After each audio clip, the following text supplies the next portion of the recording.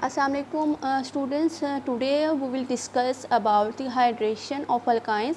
In my previous video, I have told about the hydration of alkene that is in the presence of dilute sulfuric acid. However, the hydration of alkyne is carried out in the presence of a reagent that is mercuric sulfate and sulfuric acid. Okay. We will take the simple example that whenever you have this ethyne and we have to add the water molecule across this compound, then as it is a symmetrical alkyne mean both across the triple bond both of these carbons are same. So, no matter that if you are going to attach the hydrogen with this particular carbon atom and double bond CHOH. Okay. So, it is the compound that will form as an intermediate, and the final product that is formed over here, the name of this compound is vinyl alcohol. Okay. This part is known as vinyl, and because of OH it is known as vinyl alcohol. Okay. And here it is also known as enol. En for double bond, OL for OH, en for double bond and OL for OH, hydroxy group. Okay. What is the main product that in this case although water is add across the triple bond and it will result in the formation of enol, however it is not the main product, because here is the formation of another compound that is more stable as compared to this. Okay. We can write enol like this over here. It's enol, and it should be written like this. Okay. Here what would happen that this double bond can be shifted between carbon to oxygen. Let me explain this again, that this double bond will be traverse or transfer or shift from between the carbon to the between carbon and oxygen, and this bond will shift between carbon and hydrogen. Okay. What would happen at this time? Then CH2H bond, and here you have like this. So, what is the name of this compound?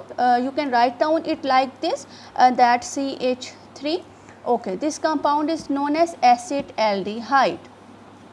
Okay. Because this functionality is aldehyde functionality, and there are two carbon atom in this compound, therefore we are saying that it is acetaldehyde, and this process is known as tautomerism. And it is known as keto-enol tautomerism. Hope this is clear to all of you.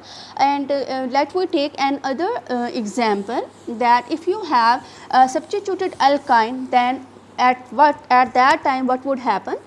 We are going to take simple propyne over here, and here we have to add water, and what would happen at that time, that ketone is the main product, and the reagent are mercuric sulfate in the presence of sulfuric acid, and it is known as mercuric sulfate. Okay.